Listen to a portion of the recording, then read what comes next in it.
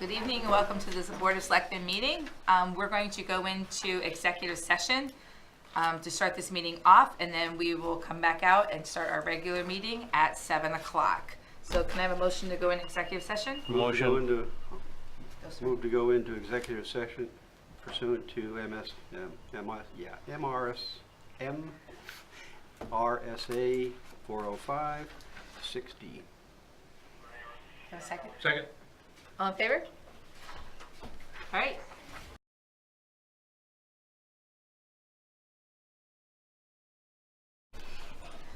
Good evening. Welcome to the Select Board meeting. Can I have a motion to approve the minutes of December 11th? So moved. Madam Second. Chair, you do need to come out of executive session first. I'm out. So, You said we didn't have to, that's why. We did come Yeah. out. We did come out of section. We did come out of executive session. he said we can come out, and we took a break and went to it. Procedural issue, so she's correct, we do need to officially Motion to do it come on out of camera. executive session? Second. All in favor? All in favor? We run these meetings so well Let's go back organized. and visit the minutes now. Listen to these guys tell me what Motion to to do. approve the minutes. You have a motion on the floor. Yes. Second. For December 11th? Yes. All in favor? Okay, motion for the February 12th meeting minutes, please. Move the February 12th, 2019 minutes. Second. All in favor? Okay, we're gonna move some things around real quick, and we're gonna jump to public comment. Public comment? That would be you. Yes. Thank you, Madam Chair. Good evening, ladies and gentlemen. First, let me thank you for your service. I know this is an incredibly taxing job, especially for those staggering paychecks I'm imagining that you're receiving every day. But, you know, one of the things that makes Maine and certainly Northern New England great is our local form of government, so I appreciate the opportunity to chat with you. My name is Peter Wright, and I'm the new president for Bridgeton and Rumford Hospitals, which are part of the Central Maine Health System, as you know. And I thought I would just come and give a brief update, introduce you to me, let you ask any questions you want about what's going on at the hospitals or about my background, why I chose to come here, or really anything that's on your mind. I've been in Northern New England for about 29 years, living in Vermont, New Hampshire, and now Maine.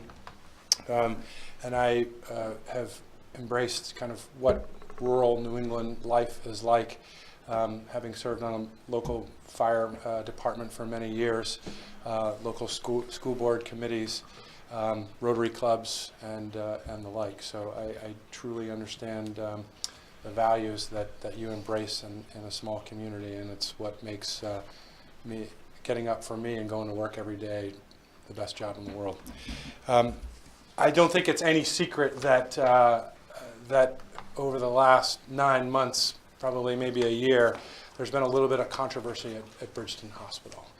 You know, those indeed are troubling times. I think the good news is to say that that is behind us, and the hospital is in good shape and getting better every day. Across the nation, one of the things that I get the privilege to do in addition to my duties is serve on a policy board for the American Hospital Association for New England, and actually get to sit on the board of the American Hospital Association. So I'm pretty dialed into what's going on in healthcare across the country, but particular in rural healthcare. And I can tell you that the American Hospital Association #1 issue for the coming year to work on with Congress is how do we support and help rural healthcare across the country.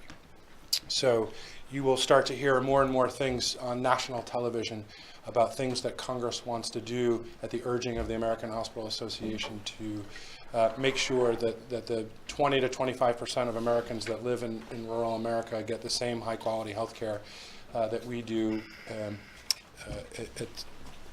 here in Maine.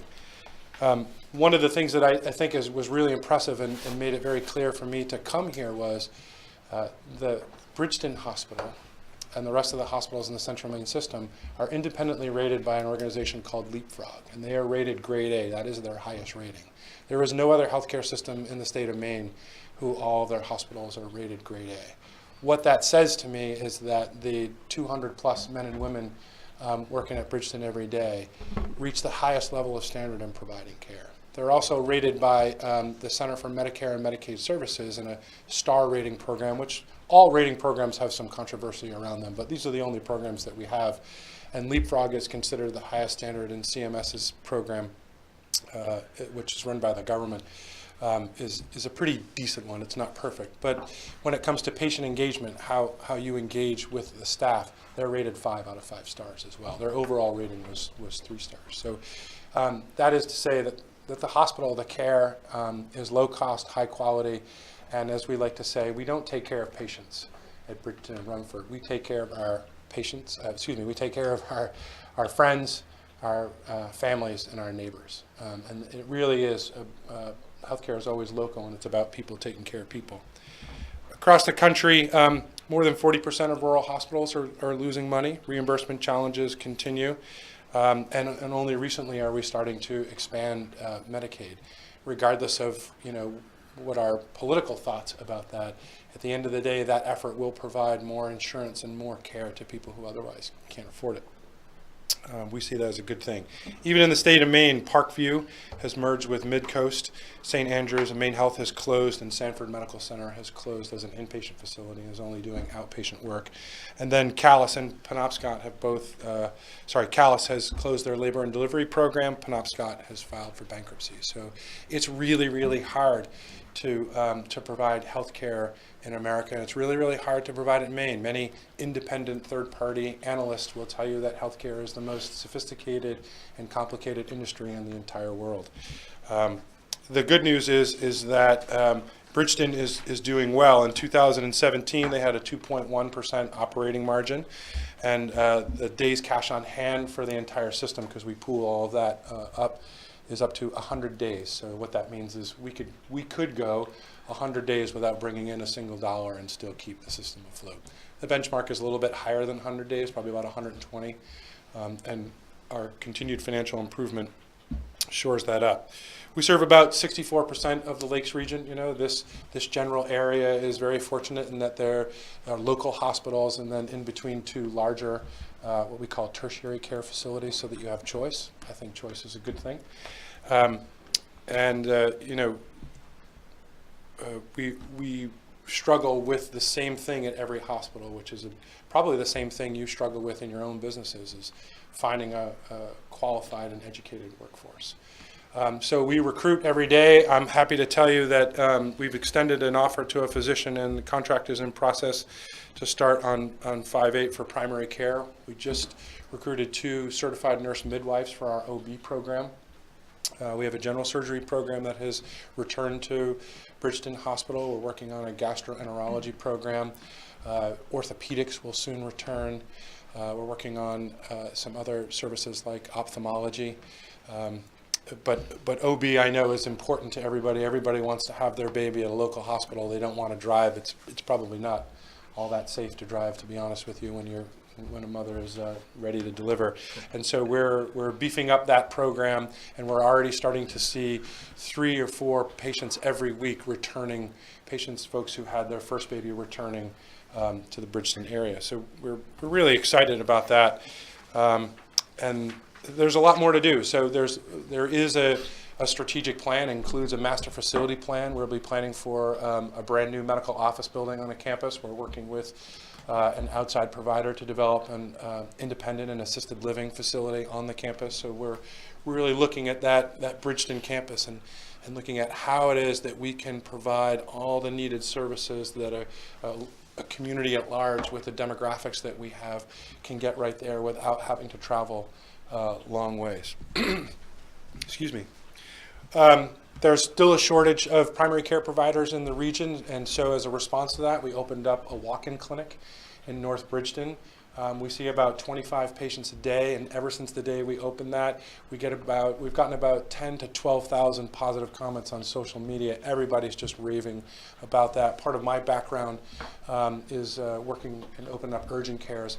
I'm a big believer in something called providing the right care in the right place at the right time every time. Now, lots of times, I'd say probably 30 to 40% of every emergency department visit is probably inappropriate, probably could have been handled at a lower level of care. I mean, I know that I've gone to the emergency department when my primary care office wasn't open, or I've had to take my kids. So the advent of walk-in and urgent care has really been great for healthcare, great for consumers, because you're getting the care that you need at a much lower cost. And that's really, at the end of the day, what we want to do is remove any barriers of cost to people getting the care that they need. So we will continue to expand that program across the region. We've recruited some temporary providers. Now, that's not, the best situation because they're temporary. And I think that healthcare is, again, it's a personal relationship. You want to have a relationship with your primary care provider. You kind of want to know your emergency department provider, even though you don't really want to go there. So we are working on that. And one of the reasons that I was brought to Central Maine and to Bridgeton and Rumford is my experience over the last 18 years. All I've been doing is running small critical access hospitals in rural northern New England. It's my entire experience. So the other part is I just came from New Hampshire working with an independent hospital where we integrated the specialty programs from Dartmouth-Hitchcock. So independent hospital about an hour away, 45 minutes to an hour away from the academic medical center. And what we were able to do is partner with them and bring their specialists, the same specialists. So they became part of our local community. People you saw, they were there 3 or 4 days a week. The benefit of that is the hospital I came from, we didn't have to pay for capacity that we didn't have a need for. And yet we brought that expertise of folks who worked at a higher level who could provide that care locally. So we're working on, I've worked on orthopedics and urology, worked on GYN and OB services, worked on ophthalmology, all kinds of great surgical services that normally you might not find in a small rural area, or you might find them, but you might not find the depth of service. So you might have an orthopedic surgeon, but not a joint specialist, a hand specialist, a foot and ankle specialist. And that's one of the reasons that they brought me here, is to take that program that we developed in New Hampshire and make it work for the Central Maine system. So how do we find really good specialists and surgeons who may be based in Lewiston but can come here 2 or 3 days a week? The same folks, not rotate 6 or 7 different, because then you're really not establishing that relationship and connection to the local community, so that all those services can be provided locally. At the end of the day, like I said before, it's about keeping people as close to home as possible. So that's just some of the things that we're working on. We continue to recruit providers. We continue to work on that master facility plan. Our staffing is stable. We have fantastic nurses and technicians and therapists that continue to provide great service in the local area, and we're figuring out how to make that more and more efficient. And the staff I think, are relieved that we're through that process. We're through the past, and we continue to move forward. So I appreciate the time. I'm happy to take any questions. I just wanted to put my face in front of you so that you have someone that you can reach out to if you ever need anything. You can call the main number. They know how to get a hold of me. I'm available 24 hours a day. So feel free to call me at any time. And again, I hope to be able to reach out to your town staff and connect with the fire and police chief and make sure that we have solid partnerships. It's always good to have those relationships set up before there's a crisis. I've done some national FEMA incident command training, so I speak the same language. Rode in a police cruiser for 6.5 years, so I understand the plight of what those folks have to go through when they're out in the field, and really look forward to working with you. Cool. Any questions? Go ahead. You're still running the mode where you're subcontracted on ER, or are you in-house on that? It's a mix of both. So we rotate providers from Lewiston. I think there are maybe 1 or 2 what we call locum tenens providers. So those are folks from outside the area who come for a short contract period. But that is weaning itself out. Part of what you do is when you bring in a new physician or a new nurse, is there is an orientation period, and so there's a bit of crossover. But you know where I'm going on that from the insurance side. Subcontracted ER staff is typically non-network, whereas Understood. contracted is network. Understood. So on that part, we have a list of providers that have been not contracted with for whatever reason, which I can't really tell you how that happened, but we have the list and we're enrolling them, credentialing and enrolling them with all the insurance companies. So that problem goes away a little bit more every day. I don't have the list in front of me. I can't tell you when it will be completely gone. But if you come to the ER and you have a problem with your insurance company, you call me and I'll help work through it to make sure that you're not penalized for our argument with the insurance company. Questions? Yep. The PCP that I use is based out of Maine Med. If I went up there, would that PCP have privileges at Bridgeton? It depends on if they've applied for them. Okay. Typically speaking, when primary care providers are employed, they usually don't have privileges in other places. I think if it's convenient to you, and if you needed to get labs or an x-ray and to look, can I get this done at Bridgeton Hospital? It's a little bit closer. We usually try to figure out a way to make that work. There's usually someone who may have to co-sign the order who is a member of the medical staff, but happy to work through that as well if you ever have an issue. Cool. I'm good. Thank you for Thank you. coming out. Thank you very much. I greatly appreciate the opportunity and I look forward to working with you all. Have a great night. Thank you. Thank you. All right, we're going to jump back up to new business and discussion of possibility of installing solar arrays at the East Raymond Public Safety Building and the Central Station. Nick Sampson? Hi. So I did bring a presentation. Don, I don't Yes. know. Yeah, I have a flash drive. I don't know if that helps. Oh, perfect. Very nice. She just throws it off of there. Thank you. Gentle with the equipment, Miss. Look. Well, if I break it, It'll last another 40 years. Yeah. yeah.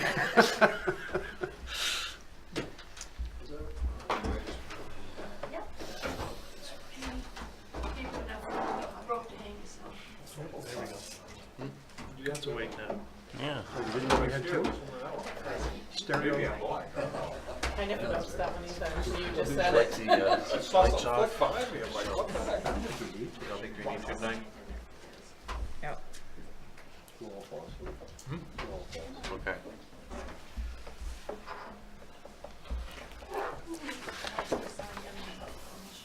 Thank you very much for the help.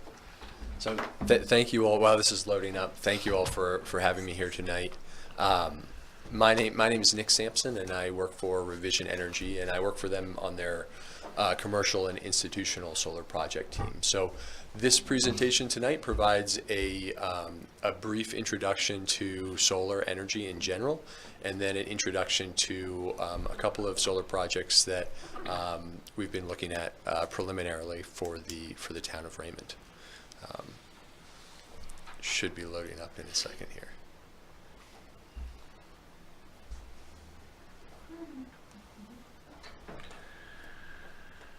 Sorry, I should have passed this to you. Oh, hi. Shouldn't take While we're waiting for that, how many projects do you have going now? Just doing an update. Several minutes. It's right here. Yeah. You've got more than several minutes. Oh, perfect. Almost there. Yeah, so happy to take any questions. There we go. Here we go. So the question was how many projects we have going right now? Yeah, maybe you can explain a couple projects you've got going now. Yeah, absolutely. And the end of the presentation walks through some of the municipal projects that we've completed to date to show some examples. But I think the most recent that's nearby is probably Town of Sebago. So we did roughly a 60 kilowatt rooftop project for them that involved probably maybe a little under 200 panels on their salt and sand and sand shed in Sebago, and they were looking at financing it through a power purchase agreement, but decided in the end to actually finance it through a bond. So I think they did a 5-year bond with Bangor Savings Bank, and we're up to now about, that's the one, yeah, that's perfect. So we've probably done about, I'd say, 25 projects plus for Maine municipalities, and I'll share a broader list Okay, I'm just trying to. in the presentation. No, yeah, you're helping me out. I appreciate it. The awkward silence we're all sitting there. It's very nice of you. This is another, as we dive into the presentation, this is another recent project that we did for the town of Mount Desert. Just as you can see, a rooftop project, and there will be some more to come. And so I understand that many of you might already be familiar with Revision. I know we've joined meetings in the past for the town of Raymond, but I'll just provide a very brief introduction of Revision to get things started. So we are an employee-owned solar energy company. We were started in 2003 up in Liberty, Maine. And we were originally two gentlemen working out of a truck in a garage. And as you can see, we're now up to, the company now employs more than 250 people. We have two locations in Maine, two in New Hampshire, and, oops, sorry about that, one in Massachusetts. And since 2003, we've installed more than 8,000 systems across northern New England.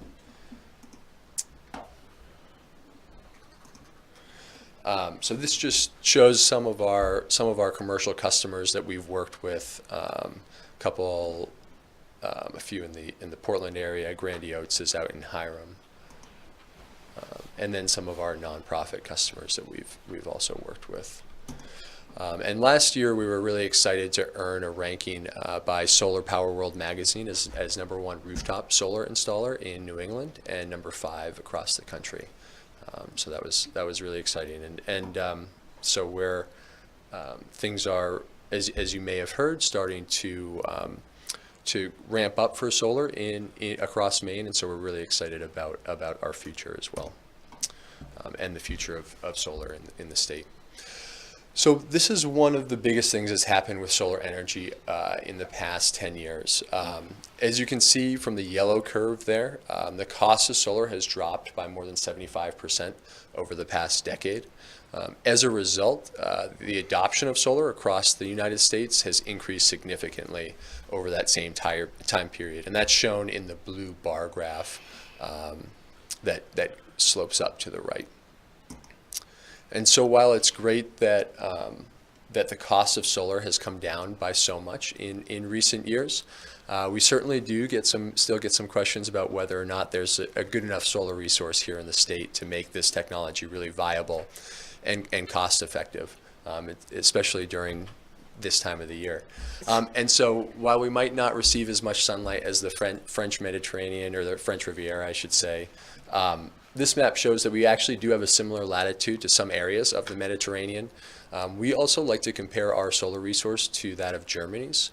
So on an annual basis, Maine receives about 30% more sunlight than Germany does. And up until recently, Germany has been the worldwide leader in solar energy installations. So we see that as a really encouraging for where we can go with this technology in the area. We also have a similar solar resource to Houston's.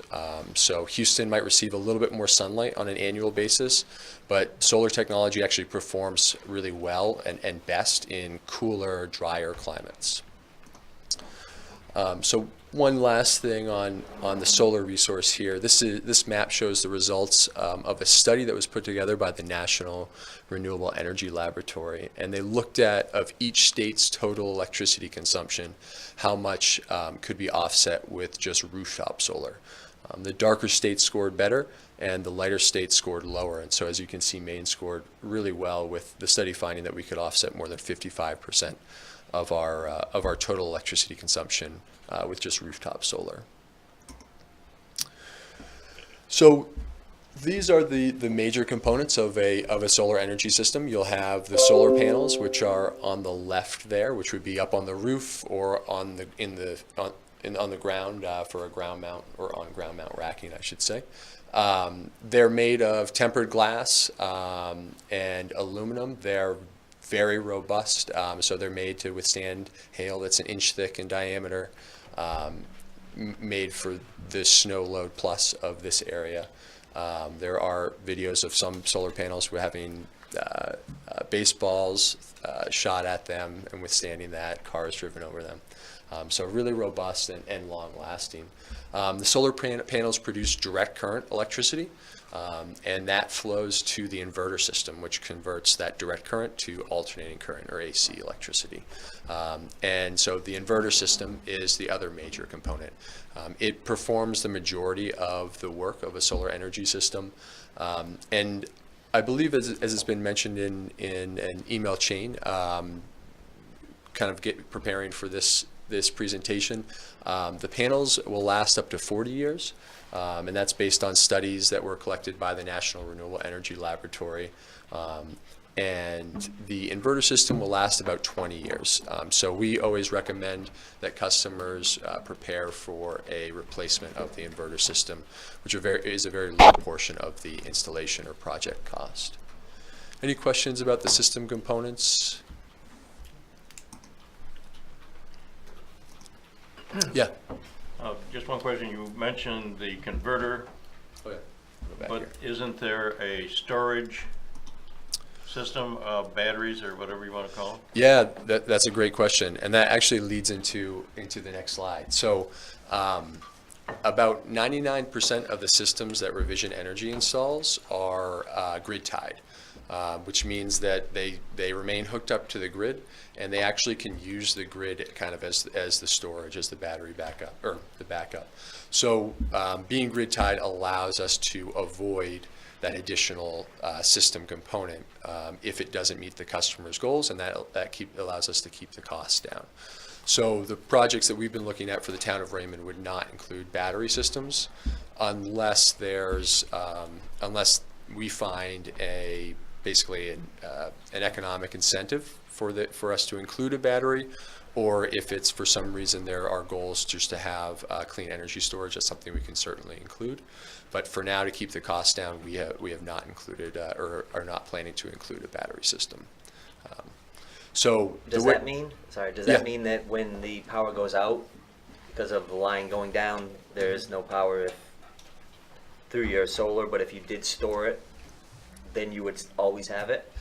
Yeah, that's exactly right. So with grid tied and no battery backup, you're right. When the grid goes down, the inverters will shut themselves down so that they don't endanger anybody that's working out on the line.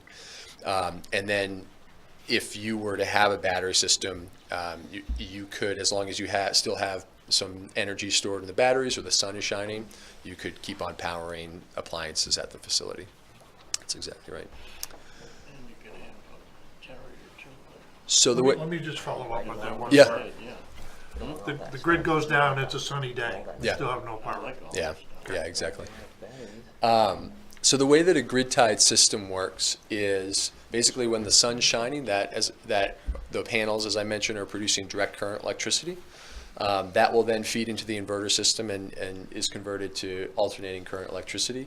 That will flow into the electrical system of the facility, and the solar electricity follows the path of least resistance. So it basically will flow to any on-site usage first that's behind the meter. So it feeds on-site appliances that are in use. And then if solar production exceeds the on-site usage at any given time, the excess generation is sent back to the grid, and the utility keeps track of that and gives the solar customer a credit for every kilowatt hour of electricity that's sent back to the grid. Then at times when you're using more electricity than the array is producing, you simply draw from the grid like normal. There's no change in the behavior of the electricity. And basically the credits that you've built up during periods of excess solar generation are simply applied to your bill. So that's basically, that's called net metering, and that's what allows you to avoid a battery system unless you want to have that clean energy backup. The inverter goes to 110 or it goes to 110 plus 220? As far as voltage goes. So yeah, it goes to 220. So Goes to 220? Yep. Yeah. So there are single phase inverters that would go to that are 240 volt, 120, 240. There are 3-phase that are 208 volt, and then there are 3-phase that are 480 volt. Yeah. Any questions about how net metering or grid tied systems work? Awesome. So this is one of the fun things that comes with a solar energy system. This is just an image of the web-based production monitoring for the Wells Sanitary District. We installed a ground mount system for them. But all systems now come with web-based production monitoring, which can show your instantaneous production, daily production, monthly, annual, and then total. This is, as you can see, a look at daily production. It was, I think, a day in November. It was really sunny in the morning, as you can see, and then it got a little cloudy in the afternoon for the sanitary district. And then this is their annual or their monthly generation over the past year. Before sending this along to me, their superintendent called me to let me know that their system had produced about 1,000 kilowatt hours more than we had projected for them in their proposal. So when we put a proposal together, we look at the 30 years of weather data from the area, the orientation and pitch of the panels, a shading analysis of the panel location, and then we also use some of our own internal data, and we find that it's usually very accurate, plus or minus 2% over a longer period, like 10 years, and then plus or minus 5 to 10% annually, just because of weather changes in weather patterns. This shows one other web-based monitoring view for rooftop projects for the town of Mount Desert. So nowadays you actually also have panel level monitoring. So you can see, this is panel level monitoring right here. So you can see how much each panel is producing. This one isn't too exciting because all the panels seem to be producing roughly around the same amount of electricity, but sometimes you can see effects of shading and things like that. Yeah. So if you looked at that from time to time, or perhaps there'd be some sort of a warning if you had a bad panel or a series of panels, then you'd know that you would replace those and instead of running, deficient panels? Yeah, exactly, Don. So you basically, you can look at your generation on your web-based monitoring and make sure that it's up to what you were expecting for that period. You'll also, most web-based monitoring systems now also have alerts. So if you might have an alert if it notices that generation is down. Maybe it might even give you an alert if it's covered with snow or something like that. But so we could call you and say it's not producing according to specification. It's under warranty. Come give us another one. Yeah, basically we would look at it remotely because we have access to web-based monitoring, and we would troubleshoot anything remotely first to make sure that it isn't just like a connection issue with the internet or just try to figure out the issue remotely. Then if we can't, we would come right out and we would troubleshoot everything on site and to identify the problem. Yep, exactly. And this does certainly help you basically identify if there are any issues, for sure, having the panel level monitoring. One thing to point out with solar energy systems is the failure rate for panels is extremely low. Usually we find that that if there are any issues with panels or the inverter system or the system itself, usually they pop up in the first year to 2 years, which is when everything is still under warranty, which is kind of nice. You work out any kinks if there are going to be any with the system. So these are the two projects that we've been looking at for the town of Raymond. So just to give you an idea of what's kind of gone on. So Dawn, I've been working with Dawn, Kayla, and Kathy on collecting basically the electric bills and looking at the different rooftops that could be available for solar. And we landed on these two rooftops and have put together preliminary design for each. One's based on an old site visit and one's based on just using Google Earth to give you an idea of how much solar you can fit combined on those two rooftops. As you can see, it would be almost 400 solar panels, and depending on the electrical systems there, it would be about 9 solar inverters. And we would expect this system to generate close to 156,000 kilowatt hours a year. And I can actually give you an idea. Based on the load profile that we put together for the town, that would be a little more than 50% of the town's total electricity consumption across all of its meters. So it would make up a little more than 50%. And then, as you can see, we expect the preliminary installation cost to be a little under $300,000. This is very preliminary at this time. So if this is something that the town is interested in receiving a proposal for or looking further into, we would perform an in-depth site visit or evaluation of each facility. Usually takes 1 to 2 hours, and then from there we're able to put together a final proposal basically for the project.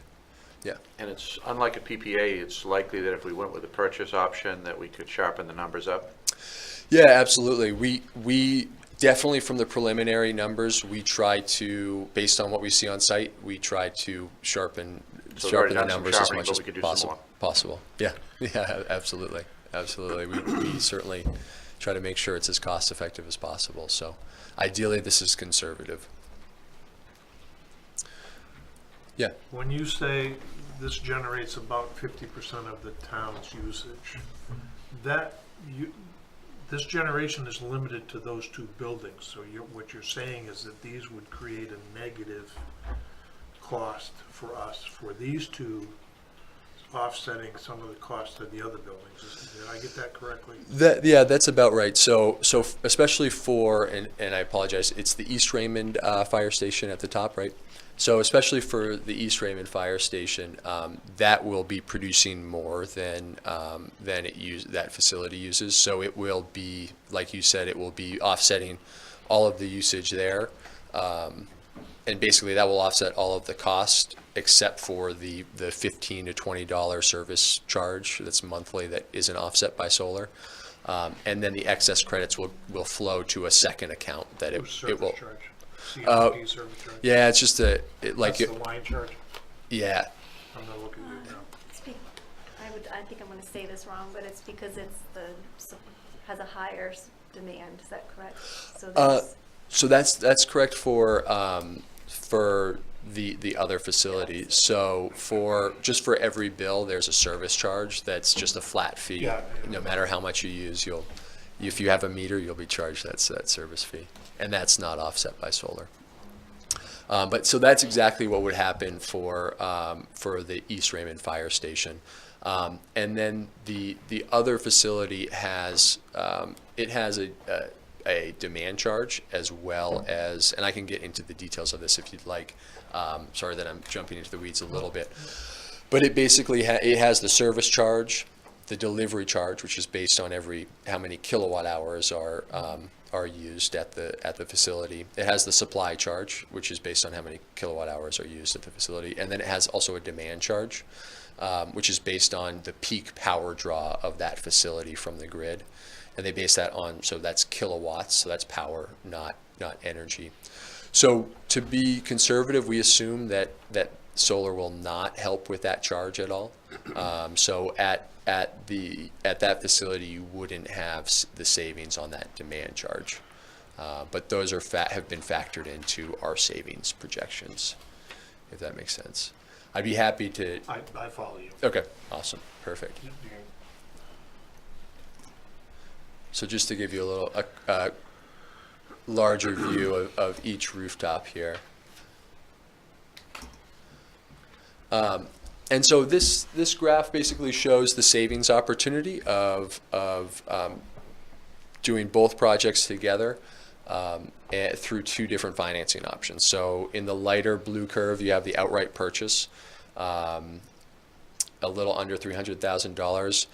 We would expect this with the preliminary numbers to pay itself back in roughly 14 years. So legislation was just passed to bring the net metering credit back up to a 1-to-1 credit. It was reduced slightly for the past 2 years, but now that that's back up to 1-to-1, the preliminary savings opportunity has improved since what I last sent along. So it's about a 14-year payback period, and then a savings of, after 25 years, of a little more than $250,000, and then above $700,000 after 40 years.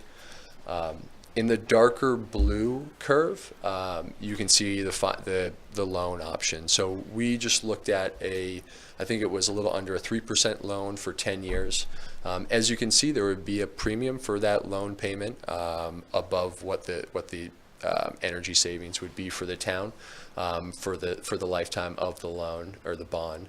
And then once the bond's paid off, that option would pay itself back in roughly 16 years, I would say, or so. And then from then on out, the town is cash flow positive.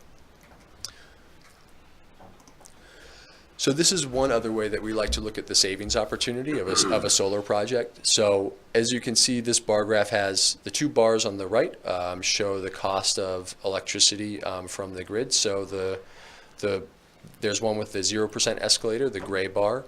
That's actually now 11.4 cents now that net metering credit is back up to 1-to-1. And then with a 2.5% escalator, you can see where we'd expect the average utility rate to go over the next 40 years. And then on the left, we have taken basically the all-in cost of solar for each financing option and divided it by the total expected solar electricity generation over that 40-year period or the lifetime of the solar energy system. So basically giving you the cost per kilowatt hour of that solar generation. So you can see that through solar, the town has the opportunity to basically lock in a long-term supply of locally generated electricity for around 50% of its consumption at a fraction of where prices are today and where they're expected to go in the future. Any questions about that? So I mentioned the 2.5% escalator. So this graph here shows from year 1990 to year 2018 historic utility rates in New England. And then from 2018 on, it shows projections by the Energy Information Administration.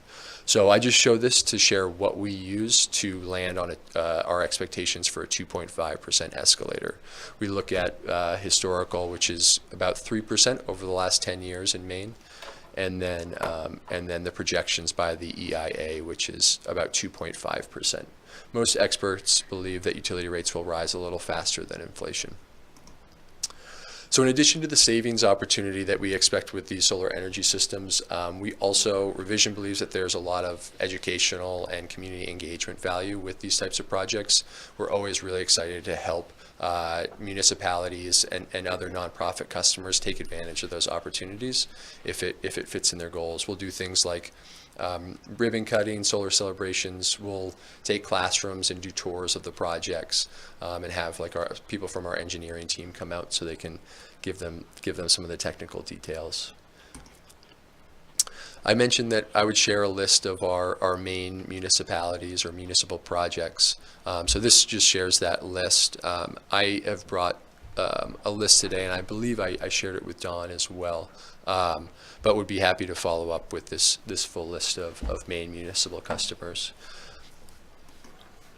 And just to take you through some of the projects that we've done to date, as you can see, this is a pitched roof project, so similar to what we're proposing for the town of Raymond, on a metal roof at the transfer station in St. George. Another metal roof, the one that I showed earlier at the town of Mount Desert. This is on their highway department.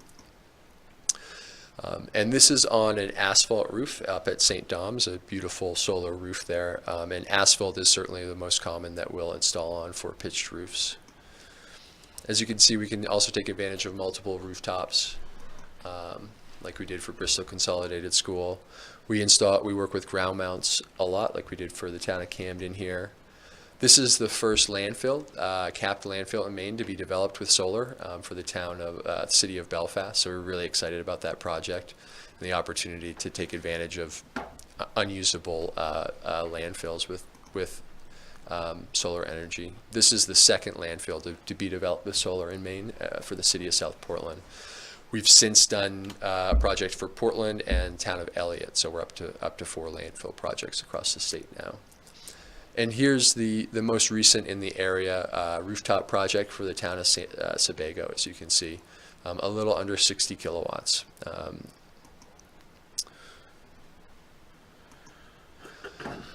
So that concludes my presentation. I'd be more than happy to answer any questions, or just I can follow up and answer them by email as well. I know I probably went a little over my time, so sorry for being chatty.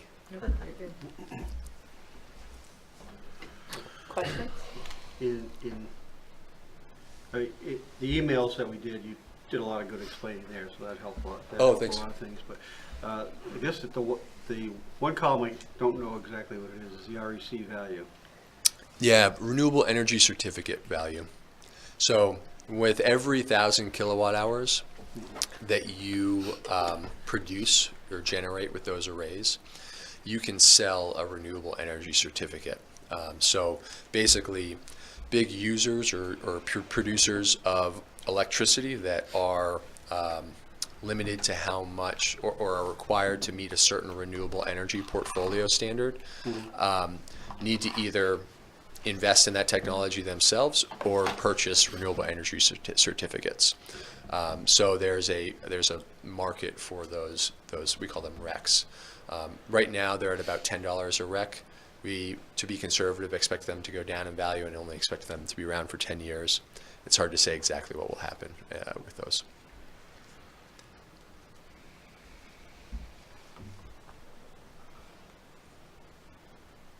Questions? I do. Are you still thinking? No, go ahead. Could we go back a few slides? Oh yeah, absolutely.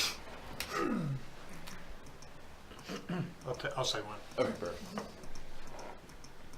No, well, okay. Well, I can talk about this one too.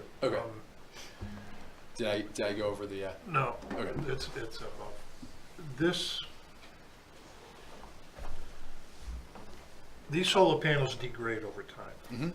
Does this chart include a degradation rate? for Yeah, those so solar I'll panels? actually go back to this one. So it does. In our savings projections, and this graph, we assume 0.5% each year is the degradation rate that we include. So the panels that we would use for, I think I sent an explanation of the panels that we would use for the arrays, and that has recently changed. We use 3 or a few major manufacturers, and the modules or the panels can change just kind of depending on pricing and what's available. And so we've switched back to one of our other manufacturers, and they basically warranty over 25 years a production warranty of 86% after 25 years in operation. So which comes out to about 0.57% each year. So we assume a little bit better. We would be more than happy if there are concerns about that to be more conservative in our projections. A question, not a concern. Yeah. Can we back up a couple more slides too? Yeah, absolutely. This one, nope, Perfect. one more, that one. I'm not trying to be a wise guy. No, yeah. Okay? But the fire trucks and the public work trucks are right underneath those panels. Yeah. If you get a heavy snowstorm, what happens to the snow? Yeah, it's a great question. Okay. So without snow guards, it all comes sliding off all at once, and it's not great. So what we would include and it's great to point that out now, so we can include it in our design. What we would include is a snow guard system that basically it doesn't keep all the snow up on the array for the entire winter, but it breaks up when it kind of how it slides off of the array. So rather than having it all slide off in one kind of big avalanche, it's broken up basically. Okay. We can also, another option if it's a big concern and to be a little bit more conservative, you can also separate the panels. So right now they're all together. As you can see, all the rows are aligned. You could break up the rows, and then you have space in between each, and then you have asphalt roof basically slowing it down. Panels in there. Yeah, that's right. We have the ice breaks on our station with the metal roof Okay, right I now. just It works looked at wonderful. that and said, Jesus, a Yeah. snowbank right in front of your It's a door. good point, good point. You have to Absolutely. have snow breaks on a metal roof. Yeah, they call them burgers, I think. Okay, that's it. Thank you. Yeah, absolutely. Okay, what's your crystal ball saying is gonna come out of Augusta on credits and things like that? Because a number of years ago, there was grants available, there was rebates and things like that. Right now, there's nothing. Yeah. The talk is that they may come back in. Yeah, so right now, so the lowest hanging fruit that is taking place right now is just bringing the net metering program back to what it was before 2017. And so that seems like it's very close to being achieved. The next things that might help or impact this project are, there's talk of like a higher credit for commercial or institutional customers that are in a medium general service rate class, like and I'm sorry, is it the Central Station? One is, one isn't. Yeah, yeah. So the Central Station is medium general service rate class. That's the one with the demand charge that isn't typically offset with solar, and it therefore has a much lower kilowatt hour rate than you have at the East Raymond Fire Station, and so solar has a slightly lower value here.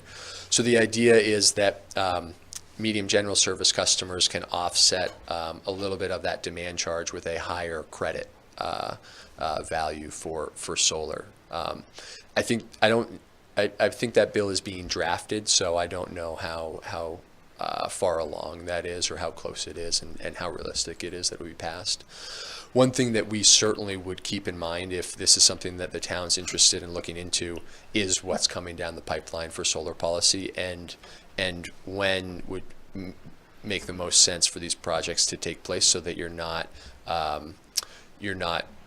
hurting your chances of being able to take advantage of positive solar policy.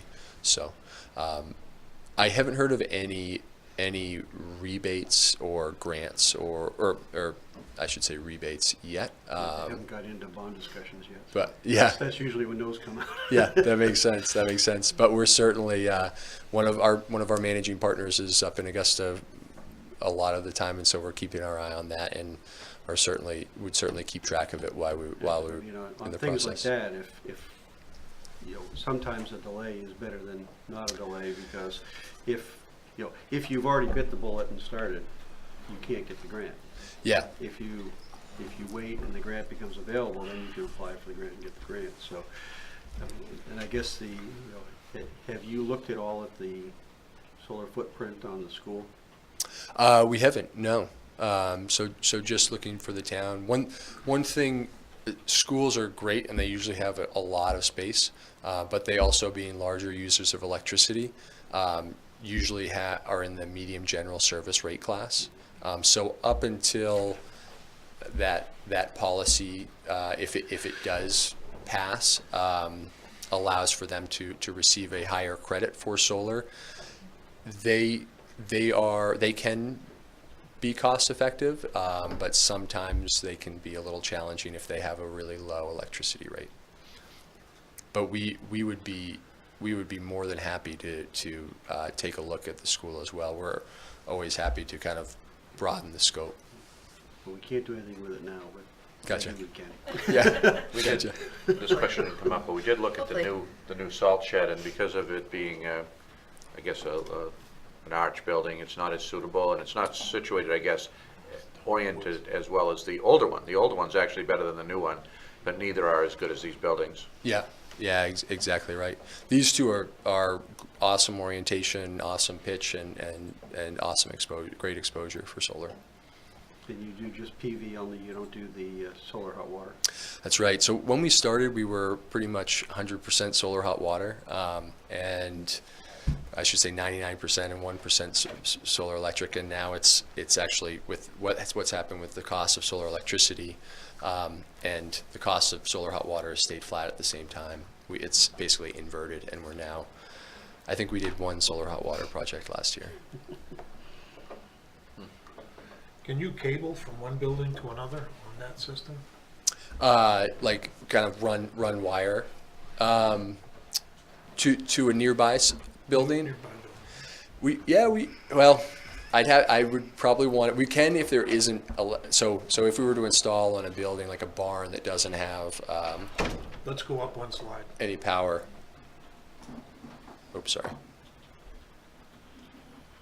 I'm just trying to find where the mouse is. There it It's is. there somewhere. There it is. Cable from there to across the street to Town Hall, for example, which is probably, what, 300 feet, 400 feet? We probably wouldn't be, well, yeah, we probably wouldn't be able to. Not cost effective? Or Yeah, yeah, exactly. But But if you're you- taking if you- the offset credit from that anyway. Right, so you can have how many additional buildings on an offset credit? Well, you can Yeah. get 10 meters on it. Yep, exactly right. So under current policy, that's another thing that could change and be bumped up. But under current policy, with one solar project, you can offset up to 9 other accounts. So you can offset 10 total accounts. So would this With count your- as 1 or 2 projects under that scenario? This would count as 2 projects. So we could go 20. 20. Yep. We don't Yeah. have 20. Yeah. Well, I'm just thinking, when we They have start. what, 16? Yeah. So it wouldn't be worth running wire if we get the No, offset. you just take the offset credit. That's what I was, yeah. And the That point, which is something- central station wouldn't generate more than what's used there. I think it would generate, and I could get more specific numbers, but Yeah, looking it'd at be a the fraction. figures that I saw, it doesn't pay, yeah, you're still gonna draw. Yep. Yeah, exactly. But the other thing we're going to do, and we've been doing right along, is we're going to look at, ways to reduce energy, ways to improve efficiency of the building. It is a large building though, and so it does have a significant electrical use, but we've been consistently working. We've gotten grants to retrofit lighting. We've done a number of things to improve the efficiency there, the heating system. So we're always looking at ways, and technology advances. So just because today it's in that size category, that doesn't say that there isn't going to be a technology in 10 years that enables us to drop down, or maybe there's a change in law. So it could get better. Yeah, absolutely. It's not going to get worse, technology-wise. Yeah, yeah. And I don't want to dive into the weeds too far, but it could be, I mentioned the fact that right now these projects wouldn't include batteries, but for the medium general service account at the central station, right now it looks like your demand is in a range where it might make sense to add a battery, and then you can drop into a lower rate class and have a higher value of solar there. That would be something we would do a more in-depth look at, and we also don't have to, because if that's not of interest to the town. So you're saying if we decide to go forward, that's something you might possibly look at? Oh, absolutely. Yeah, we would be very interested in looking, and just let you know if we think it's worth it or not, and can share some numbers with you. So the next step, I guess, would be, do we want to look at additional, I don't think there's any commitment for that, right?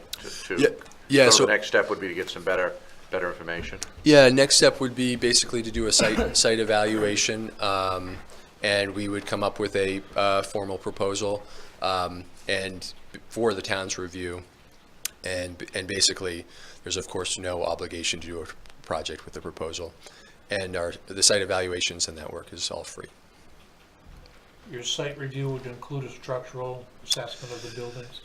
That would not. So we would include, in our pricing, we do include a structural review, and that usually takes place, it can work a couple of ways, but traditionally we usually have it performed basically after a contract signed, and then we'll pay for the structural review. If you want to take care of it before, we definitely have some options for taking care of it before.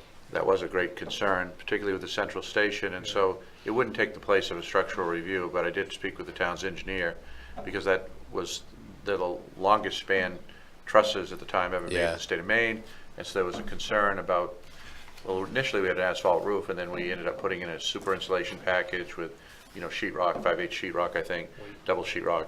So anyway, so there's a lot of weight up there, but we got rid of all the asphalt. We took the asphalt off, stripped the roof, so there's no issues, zero, with weight on the central station. Cool. And I would presume the same is true, in terms of weight issue with Route 85, but we'd want to have them both checked. But Absolutely. But the big concern about central station was the asphalt roof combined with the sheetrock insulation package. Now no asphalt, way lighter. Very nice. That's great.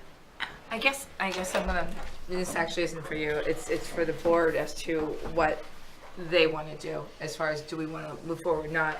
I think some of my concerns is, one is what's coming down the road again from Augusta, do you know what I mean, that type of thing. Two is possibly what's happening with us possibly separating from the schools, because I would like to pull the schools into, if we got the schools back, we're going through a withdrawal process right now. I would love to include the schools in that if we got it, you know, and something you had mentioned too. So I guess I want input from everybody else as to, Well, I think two things. I think the school would stand alone on a project like this. So the gym roof would be perfect location, but they wouldn't run wires back and forth, maybe across the street to RES or something. So that'd be number one. Number two, I would assume that this is the legislative environment for this stuff to go forward with the people that are in Augusta now. So I would assume that we could watch that a little bit more closely. The other reason I would, say we want to kind of get a feel for where we are school-wise is because, you'd almost be looking at something that's just almost the same order of magnitude what you could put on there as what you've got between these two. Right. So now all of a sudden we're looking at something that makes sense for us to bond as a town versus Right. going to the bond bank, which is probably a couple of point differential in financial, because we're one of the few 3-star or AAA rated towns in the state. So if we get past the threshold of what it costs us to generate the bonds, what we can save there if the project's big enough can be substantial. Could be. We're gonna have to go to $1 million before we find that sweet spot between private and the bond bank. We just say hit $2 million on borrowing, No, $1 million $1 million. borrowing to make it.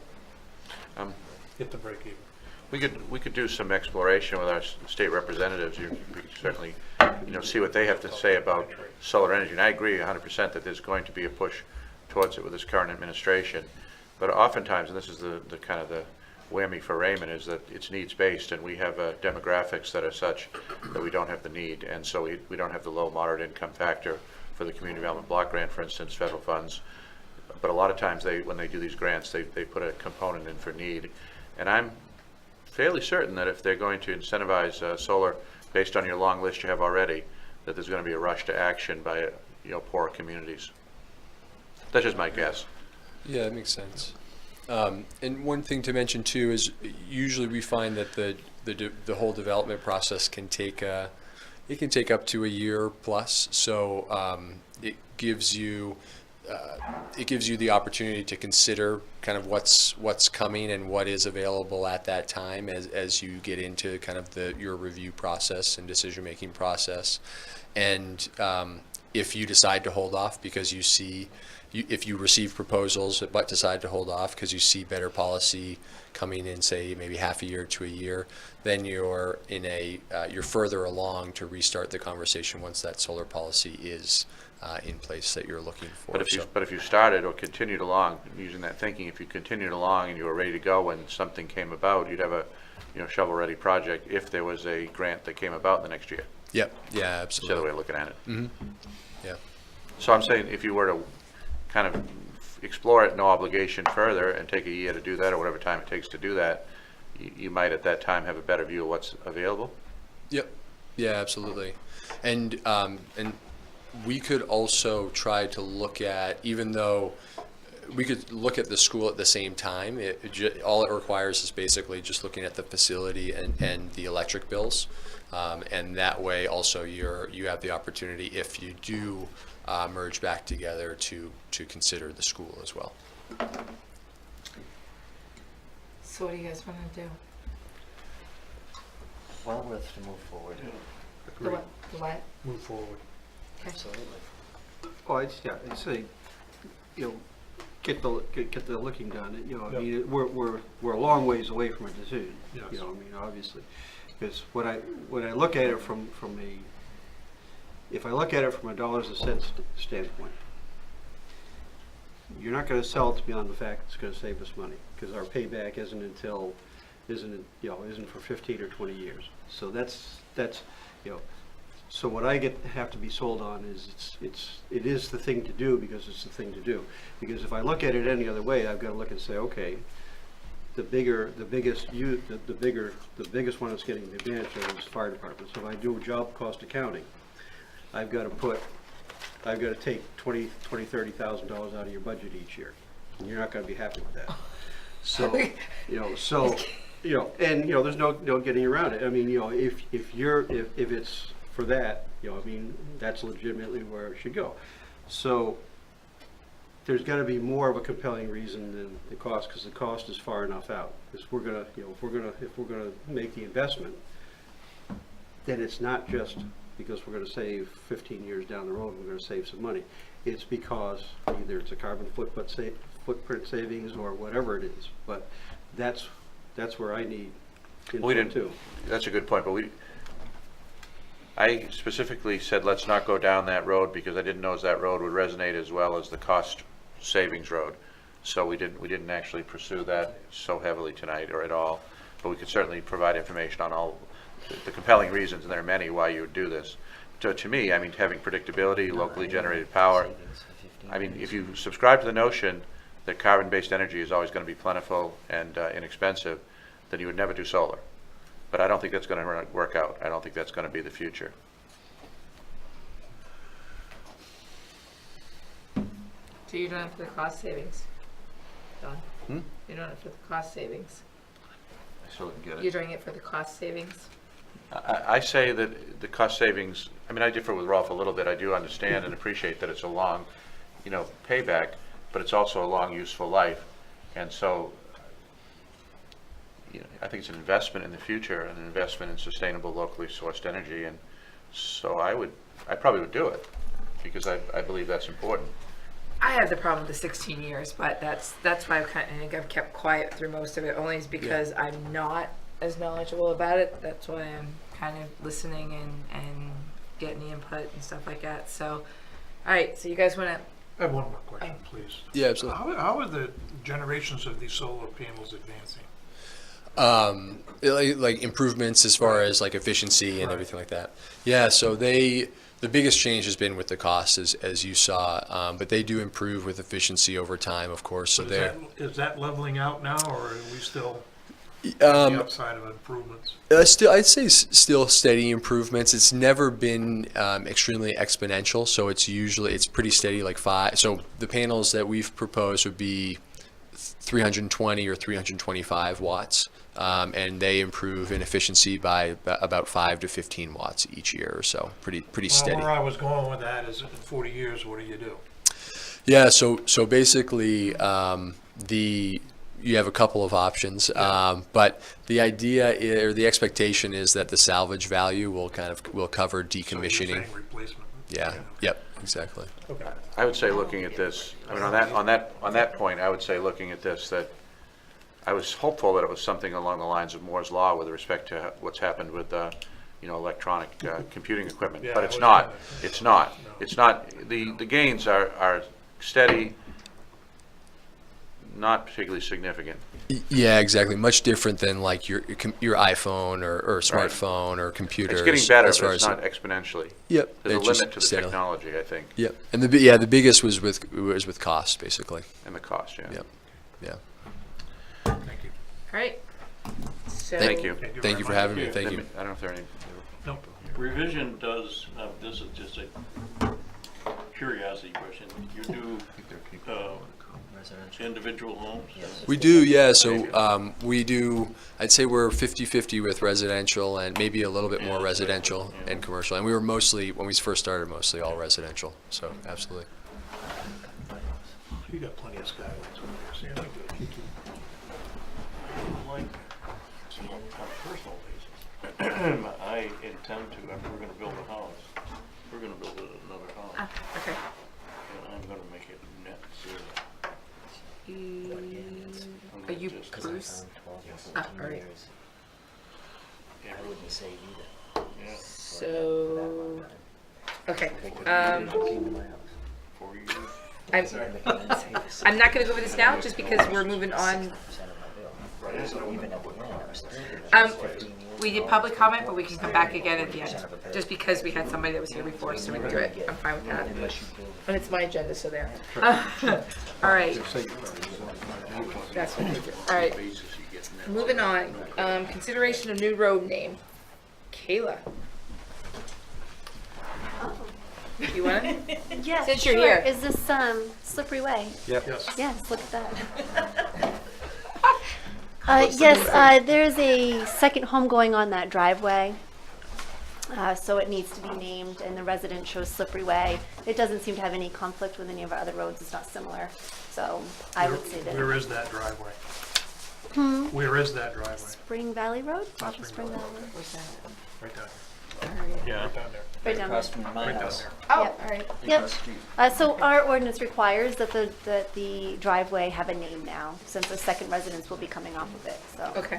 they're being Thank you. forced to name it, Thank you, Nick. and that's their choice. Oh, cool. All right, can I have a motion? Motion approved, Slippery Way. Second? All in favor? All right, cool. Aye. Let's do it. Must be fun in the winter, huh? Who's gonna, it's 2 cars. Are you gonna do that, Sue Look or Dawn, for the quick claim deeds? That's assessing, isn't it? Oh, no, I'm not. Quick claim Never deeds. mind. Well, I gave them to Rolf here. We have a couple. Do you want to, can we go roll right into that? Yep, roll it.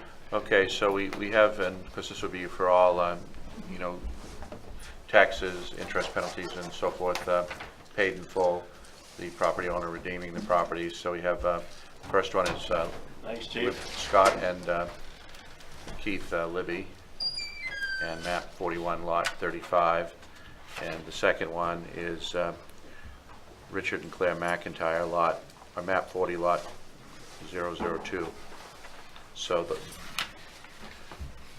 I think we do motion separately. yes, a motion to accept 2 municipal quick claim deeds without covenant. Move to accept quick claim deed for Libby and Scott Carter. Yes, Scott and Keith Libby, map 41, lot 35. Second? All in favor? Let me do them. Okay. I didn't know if you want to be a performer tonight. Payments. I think it's off 121. so- And move to approve quick claim warranty deed for Richard and Claire McIntyre, map 40, lot 2. Panther Pound Pines. Do you have a street address on that one?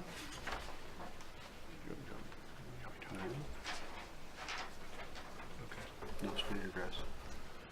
No. I just know the other one because so far I knocked on the door. All right, a second, can I have a second? Second? All in favor? All right, just sign these.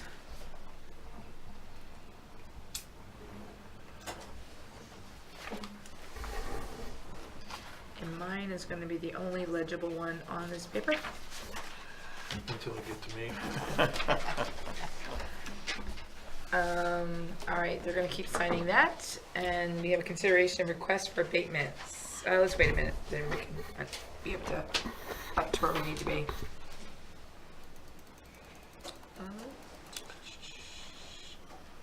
Quick claim deeds. Oh, you know what? 54 Boulder Road is Libby's, and Okay, it just, that name rang a bell, I didn't know what I give away something. hold on a minute, there's one other in here. And the other one is 1 Panther Pond Pines. Thank you. Yes. And the Panther Pond Pines was $3,664. And then the other one was $9,900. So good for Sue on those. And they're paid in full. That's great. Ding, ding, ding. Or as they say in England, dilly dilly. So sick of that commercial. All right, let's move on to the abatements. Who's gonna do those? I will. Oh, cool. Kayla's like, I'm gonna do this now. She's coming right to the front. So our first one is for Danielle Emerson. for a amount of $2,202.48. The property was divided into 2 parcels. House was assessed to this property in error. The property is vacant. So the house will be assessed as a supplemental assessment to lot 414B. Motion to approve. Second. Any discussion? All in favor? All right. Okay, second one is for a Brian and Andrea Varnum. It's for $243.18. The camp on the property was destroyed by a fallen tree at some point prior to April 1st. The abatement was issued to reflect damage sustained by the building, which was approximately 90% destroyed. Can I have a motion? Motion to approve. Can I have a second? Second. Any discussion? All in favor? Okay. Third is for a Keith Chase. This is for $133.56. The property was assessed in error for the same garage and attached carport twice, resulting in an over-evaluation. Motion to approve. How much, do you know how much that one is? $33.56. Like, I have dual sound. Thanks. Okay, I'm seconding his motion. all right, all in favor? All right, And the fourth one is for a Terry Brooks and a Richard Gordon. It is $1,669.50. The land was overvalued in light of unusable peninsula area, building overvalued in light of condition and obsoletes detected. Yeah, what? Obsolescence. Obsolescence? Um, Obsolescence. Yep, detected. Motion to approve. Second. any discussion? All in favor? All right. What's the total there, Kayla? The total would be $4,248.72. Thank you. Where'd you see those? That's what I'm looking, oh, this is the You next down- one. Down further. Okay, I looked and I just went back. That's, I believe in that- your packet, I put the supplements first. Okay. That's what I found first, okay. the other is the supplemental. Yeah, that's, okay, that's what we're on now. All right, Whoa. careful. So, do we need to sign anything on this? I do, Just you? on this one, yeah. Makes them special. All right, consideration of supplemental tax bills. Okay, our first one is for Ashley Lewis. It is for $2,202.48.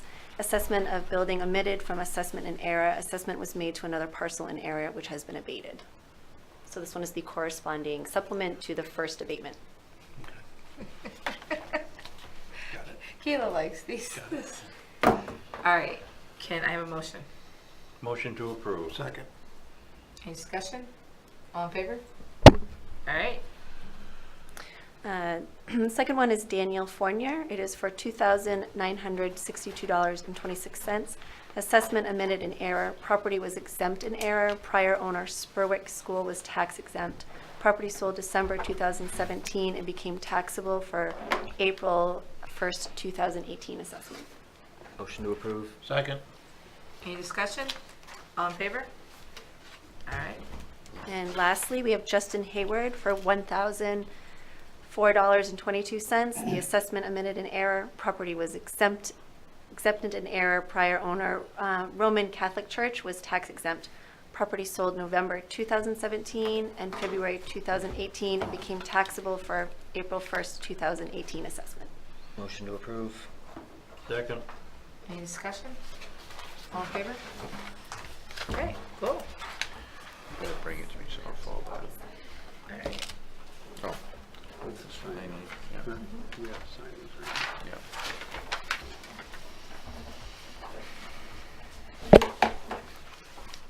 Is there more? You have to keep signing. See all the red tabs? How long have you been on these boards? You should know better. They're so dry, they're sticky. Oh my gosh.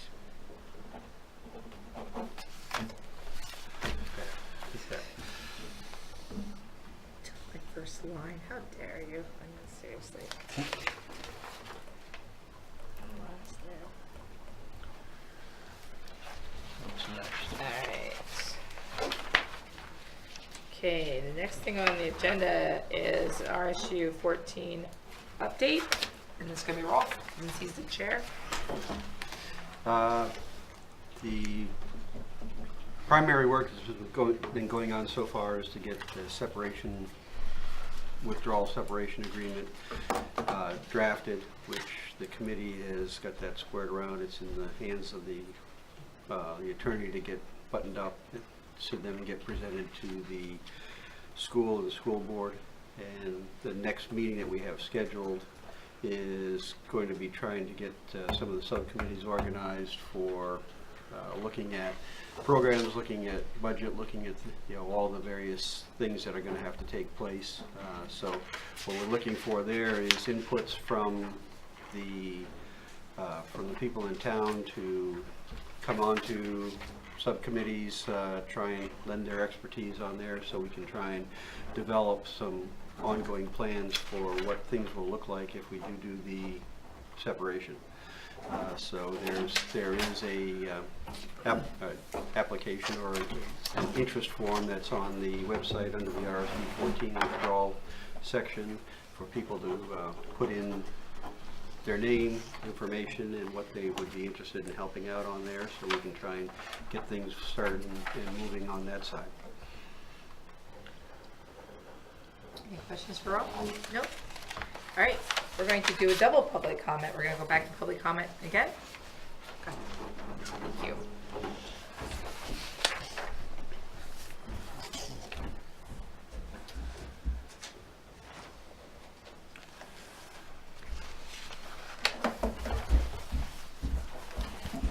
Good evening. My name is Bruce Flaherty. I'm from Augusta, out of town. I had difficulty finding this location. It's okay.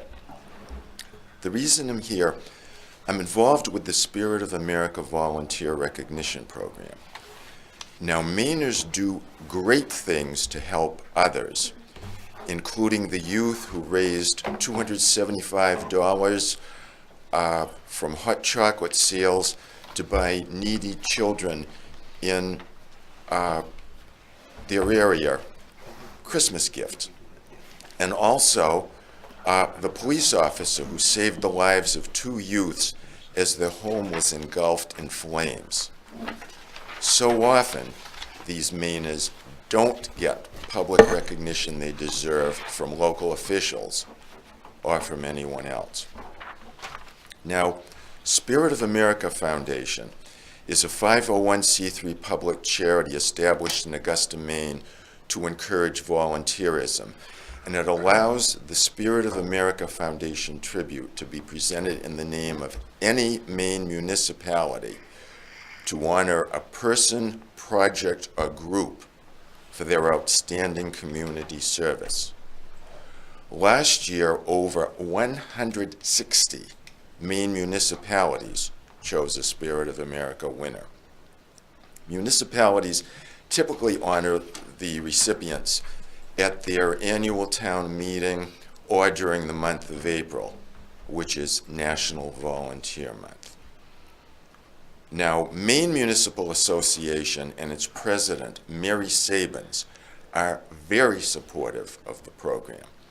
You may see Spirit of America mentioned in Maine Municipal's January 2019 MMA This Month email newsletter and on its website under recent announcements. Incidentally, Mary's town of Vassalboro has been involved in this program for many years. There is no fee whatsoever to participate in Spirit of America. And there's lots of information about the program on website spiroaft.com/gems. It was mentioned on that handout that I gave you. Now, the Spirit of America winner that Raymond would select this year will be honored at a Cumberland County ceremony. Last year, Raymond Vitalization Committee, which has done beautiful things for your community over the years, was honored at the October 10 event, and the gentleman there who was able to attend I didn't even know about who was honored, as the president was honored, really appreciated, seemed to appreciate the recognition. I wouldn't know. Now, Want to know. I'm sorry, there's two people on a vitalization committee. Those two, yeah. okay, I don't have in front of me the address to which the No, invitation that's would have fine, been sent, that's but fine. one person I know was Yeah, never there. mind, yeah. Okay, We need to improve communication. okay. Well, And- I found it again. And anyway, the gist of all of it is that your Board of Selectmen, instead of Spirit of America Foundation's main chapter, should have been the one to pick the recipient. Going forward, the deadline is June 30th.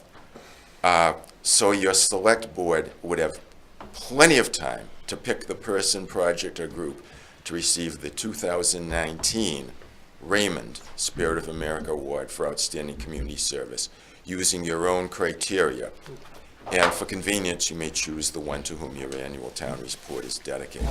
Okay, I'm here present. I know I had communicated, sent some emails and stuff, but they're back. So anyway, here I am. What questions do you have that I could help you with? We set our own criteria for Yeah. that? You'd be welcome to. Community Any service. guidelines? Any guidelines? Whatever, however you define that, as I say, I mentioned, some people, sometimes communities is for people who've done things for many years to help their community, for projects. And as I say, last year, a couple of towns, as I mentioned earlier, one of the towns selected a youth who raised $275. Very impressive for a kid to do that. And also, as I say, a police officer saved a couple lives. Police officers, another one I didn't even mention, for what this is worth. Years ago, a few years ago, whenever, the town of Clinton honored a police officer who had saved the life of a person who had a heart attack on the side of the road. Anyway, just for what this is worth to that particular person saved the day on another front. He was the one who located, it was either the New England Patriots Championship Trophy, Vince Lombardi Trophy, or it was the Red Sox World Series thing. Some people had it, they lost it, they were bringing it for display, and this police officer found it, so savior all the way around. So anyway, this is a program you probably wouldn't have been too familiar with, but now you are. I found that by going to towns, they don't know about it, I show up. And I can't believe you drove down from Augusta too. Good Oh. for you. Be careful. Please be careful driving back too. We'll- You know what I mean? So, we'll try. Yep. so no, we will keep our. I think each of us are kind of like thinking in our heads, in our brains, and stuff like that. So we will come up with somebody. June 30th Yep. is the deadline. Yep. He is the town manager. I just passed that paper to him, so he has it. So we are gonna charge him with nagging us to make sure we get somebody, right? Well, we need to do it before June 30th if Right. we're gonna do it at town hall, town meeting, Oh, okay. right? Isn't that Was it, correct? it's not required that it be at the town meeting, but that's, It'd be but nice that's, to do that then. but that's what so many towns do. It's beautiful for the recipient to get recognition right in front of their own community. I see. That one. Yeah.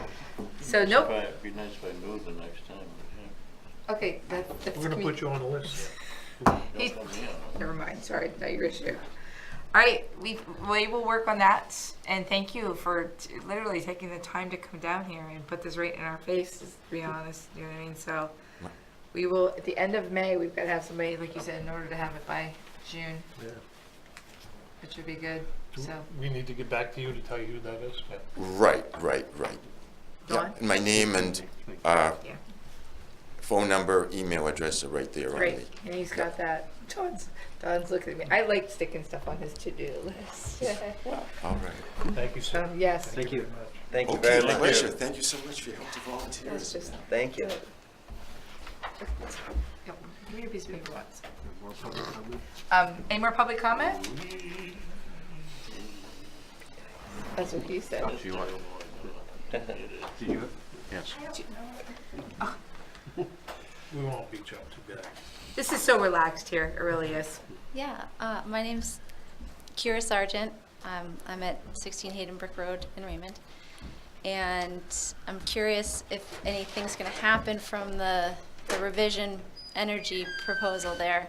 Is there an action happening, a next step related to that? The next step that he's tasked with is they're gonna come and do another look and give us then a formal proposal. Okay, so that is happening.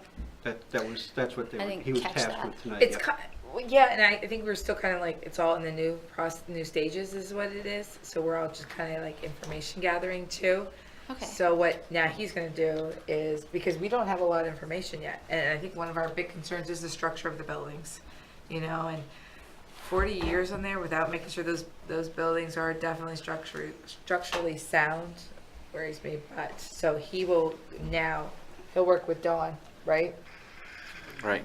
And they, he's pulling up on his email. Sorry. He will work with Dawn, and they'll get back to us as far as looking at the buildings. It'd be great if they looked at the school, but I don't think they're going to get the school. Well, I think the biggest thing about what he's going to do is to come back with a more formalized proposal that will give us the detailed financial information that you need to, to make a decision. And by then, as we were talking about, there may be more information from the new Mills administration about, possible grants and aid, other mechanisms to assist the town with the construction costs or other, ways to possibly incentivize the project. And I do think there will be things. So this time delay, I'm with Marshall on that, this time delay will buy us some time to see what happens out of Augusta. But he basically come back with a formal proposal. I don't believe there's going to be any issues with structures of the building, so I think but that has to be part of it, structural analysis. It takes a little bit of time, and so it's just more details to make sure that we have everything covered before we would potentially move forward. Yeah, that. Something like that. The other way you look at it is the fact you're looking at a project that's something that's going to last for 40 years, and it's the cradle to grave time on it. If we take this in a deliberate step and take our time and make sure what we're doing, if it takes us an extra year to cut to say fully yes, then that's not a bad thing either. No, I would expect you guys to do your due diligence as far as that goes. Do you have a particular interest in this project, or? Yeah, well, I had Revision Energy install solar panels at my house in Raymond. You did? Okay. Yeah. And your experience has been? Very positive. We were looking at 3 different companies. Revision was one of them, and 2 others, and we got proposals from all of them, and we selected Revision. They have a large support mechanism for making sure that anything's taken care of after the fact. The scheduling of the whole install was incredible. Everything went really smoothly. They answered all my questions, and I was really picky. So Did you have the battery backup system? we decided not to do that because financially it wasn't going to be able to pay off. What was nice about the way that they structured their proposal was they gave us all the details, all the technical information, as well as information on how to finance everything, and they handled all the paperwork. They handled communicating with CMP. There was no headache at all. It was really They do the super complete smooth. package, is what it is, where they're doing it all for you. They're not leaving anything good. Yeah. How long have you had it? Since January of 2017. Where is your house? 2017. Yeah. Where's your house? Hayden Brook Road off of Mill Street. Yeah. Yeah. What's your experience in the winter with snow on? The snow, will pile up if it's a big snowstorm, and like you said, it will slide down, and there'll be a Does that take pile. a couple days, or? But I got 3 kids. I just put them to work shoveling it. So it's not a big deal. That's the trick right there. We need kids. Anyway, I do know some residential installations. I know Frank McDermott has this dentist who is here. I was hoping he would stay and comment on his experience. But they have, specialized snow rake to pull the snow down if you want to, have that continuous power. But in terms of not losing a single hour or whatever after a storm. But they both indicate, particularly particularly Frank's, with the orientation, it burns right off very quickly. Yeah, the the- black. It's got- Maine actually has quite a few just solid sunny days in the winter. They're shorter, obviously, than the sunny days in the summer, but because it's solid sun, it melts off. The panel's clear, and what's fun is I can go online and look at it. Like, I'll be at work and I can check it real quick and see, you can see a shadow from a cloud pass across the panels, and Cool. and their production estimate has been spot on. So I was really impressed with the whole process, really. Good. Thanks for the Yeah, feedback. thanks. That's, yeah, We- that's we huge. like So that independent. I'll be interested to hear when the next meeting is that they bring a proposal with more details, because it needs to make sense to the town. It needs to be a good deal.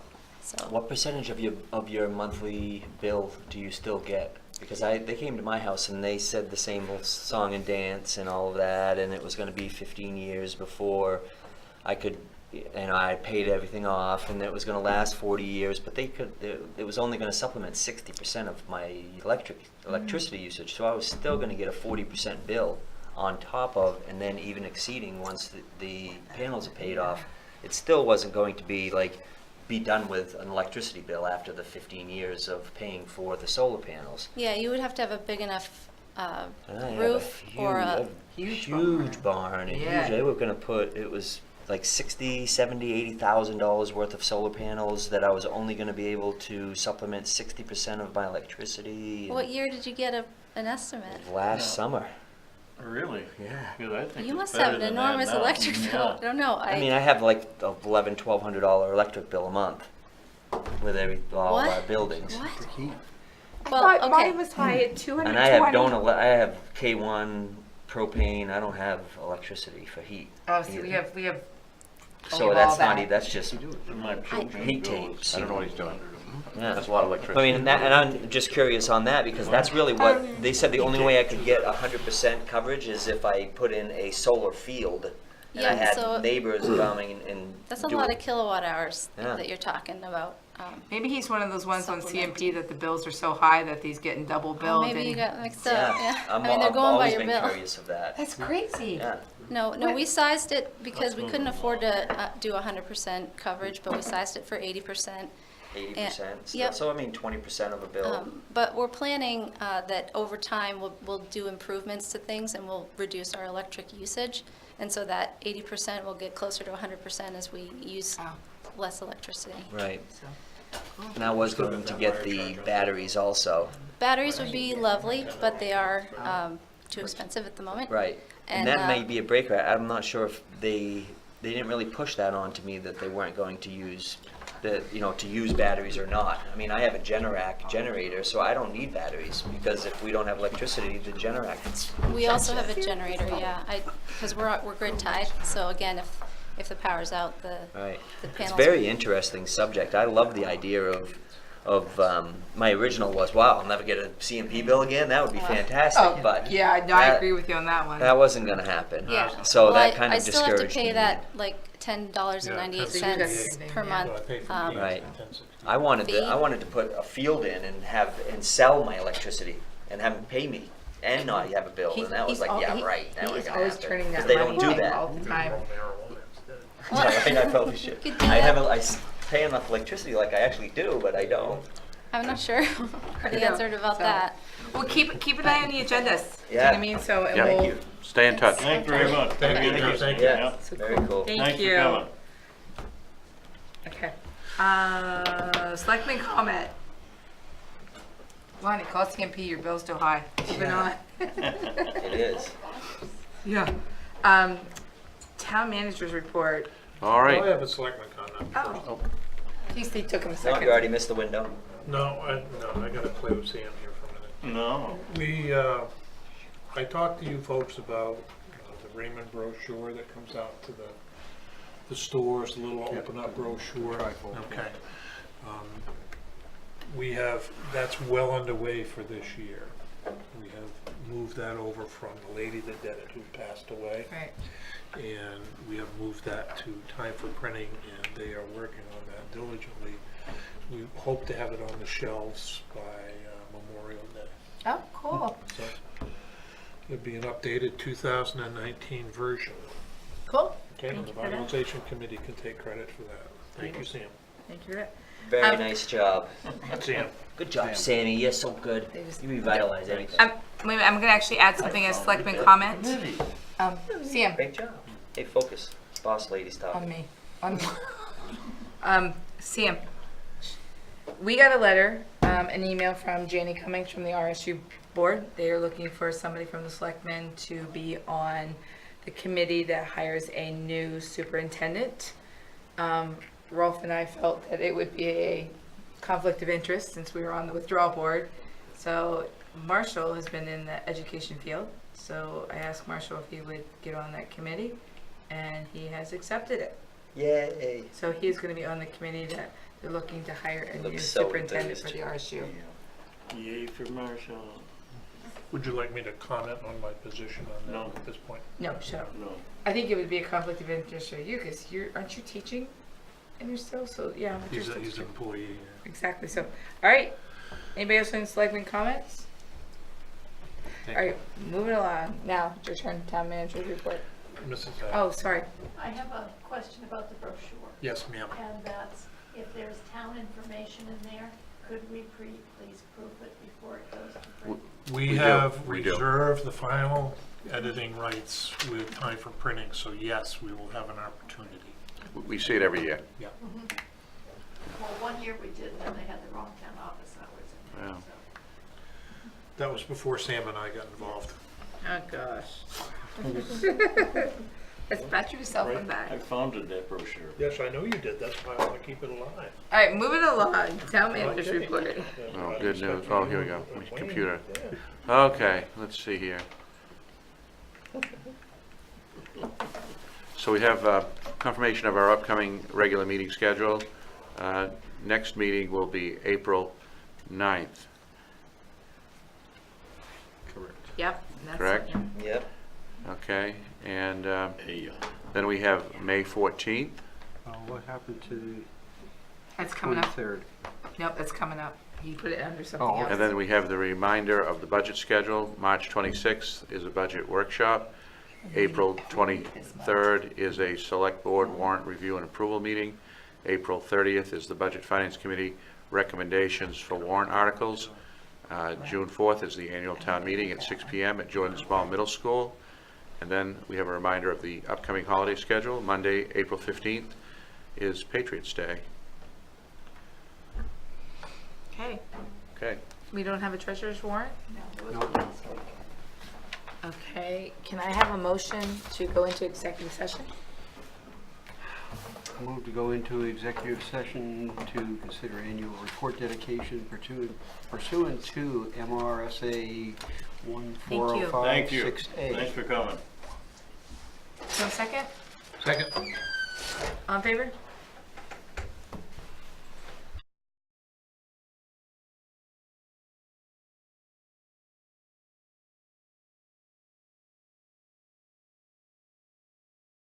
Can I have a motion to come out of executive session? So So moved. Second.